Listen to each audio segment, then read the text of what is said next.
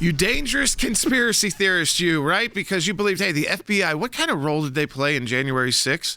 Listen, we wouldn't bring this topic up on this show if we didn't think this news was groundbreaking and really does, again, make sense now to go back to the past, to do new research, obviously get Kash Patel in at the FBI, to really understand what the FBI was doing on January 6th. Because all we had heard before the newest report is that, of course, when you've got a large event and you've got the President of the United States involved in Washington, D.C., there's going to be ununiformed FBI within the crowd, just like there would be other security events and concerts you even go to where there's police that are out of uniform as well, trying to make sure that the crowd is safe. But when you're using confidential informants, those are typically people, those are not staff, payrolled FBI agents.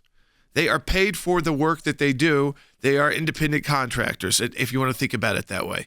And many of them became confidential informants to the FBI because they were caught by the FBI in some kind of criminal conduct and offered the opportunity to provide information, and thus not go to jail.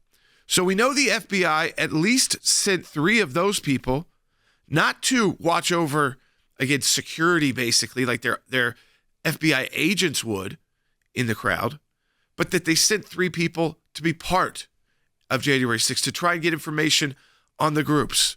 Now, we know the FBI was told, hey, things could get pretty wild here. We know Washington, D.C. knew that. Everyone knew it, and they wouldn't call in the correct authorities. And remember, that authority lied with Speaker Pelosi. But remember, just a week ago, as Vice President-elect J.D. Vance pointed out, a theory that the FBI could have been involved in an active way in any of the events on January 6th that involved illegal activity. For instance, these informants, were they near Ashley Babbitt? Could they have been one of those informants, those 23 that weren't even asked directly to be there, but thought they could make some money by being there and giving information to the FBI? They were texting them real-time info. Could one of them been in that crowd, in that section, and encouraged extra violence? Could they be in the ear of someone who says, smash that police officer, let's attack? And then you've got people who, yes, were about to or were engaged in illegal conduct of trespassing. And of course, you have those who took the next step and got into physical confrontations with police. That is a crime. But we do always want to know how in these situations does it appear that our government knows about the problem, but won't prepare for the problem, and then we learn was inside the problem. So you had 3 confidential informants sent by the FBI, but the Inspector General has now found of the FBI that 23 others were there and providing information. Will, to me, what this does is to everybody out there who's been labeled a conspiracy theorist, whose content has been stopped from being shared on social media outlets. I mean, whether it's Russia, whether it's the laptop, or whether it's the actual activity on January 6th, if you question that activity, you were treated like Marcus Allen if you were in the FBI. So you were completely not fired, but you were placed on administrative unpaid leave. And so you were stuck. But now these aren't just conspiracy theories. These are facts. So I want to go to Rick Grinnell right on this. Rick, you're former acting director of national intelligence. You've been an ambassador to Germany. You find out now that if we had said statements like this last week on many social media platforms, they would not have been served. We might have even been warned or taken down. I mean, that's to the point this was. It was considered dangerous if you even discussed this. Now it's a headline as truth that we know that the FBI had 26 informants at the January 6th Capitol riots. And the way that Christopher Wray walked Congress away from whether or not the FBI was on the ground in a bigger way than they had previously admitted to is that he would say, no, I'm only talking about our agents that are on the ground and not these informants, which are really like independent contractors or former criminals who were people who were caught and turned. And again, just a week ago, Rick, we would have been called literally dangerous for even asserting that we should look at what role they had to play in this. So frustrating because Washington is just so corrupt. Christopher Wray had multiple chances in front of Congress to come clean on this issue. I don't understand why transparency in Washington is so difficult. People act like if there are mistakes or the public learns information that somehow, there's going to be chaos. I actually think the public wants transparency because they want to be able to be a part of the conversation about how to make our government better. They certainly know that mistakes are made, but why we cover up so much when there's a PR issue is beyond me. These people need to be fired. Chris Wray needs to leave in shame. He knew this information. He had ample opportunities to share this information and to come clean. He chose to evade the public.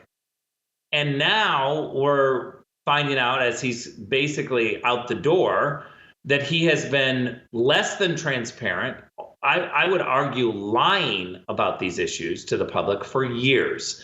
And if anything is pointing to the fact that we need Kash Patel at the FBI, it's this story. We need transparency, and Kash will demand transparency for the American people, not for the bureaucracies in Washington, D.C. Yeah, I mean, Rick, this gets to that point of if we are going to clean up Washington, you want your attorney general and your FBI director to go in and be able to focus on their number one job as attorney general, enforcing those laws, as FBI director, getting the bad guys.